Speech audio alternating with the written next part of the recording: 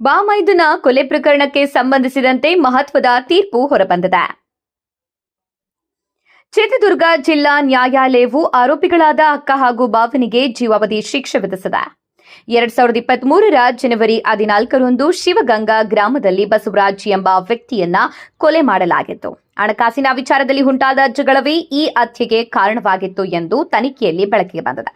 ಈ ಪ್ರಕರಣದಲ್ಲಿ ಆರೋಪಿ ರಾಧಮ್ಮ ಮತ್ತು ತಿಮ್ಮರಾಜ್ ಅವರನ್ನ ಪೊಲೀಸರು ಬಂಧಿಸಿ ಚಾರ್ಜ್ ಶೀಟ್ ಸಲ್ಲಿಸಿದ್ರು. ಚಿತ್ರಹಳ್ಳಿ ಗೇಟ್ ಪೊಲೀಸ್ ಠಾಣೆಯವರು ತನಿಖೆ ನಡೆಸಿದ್ರು.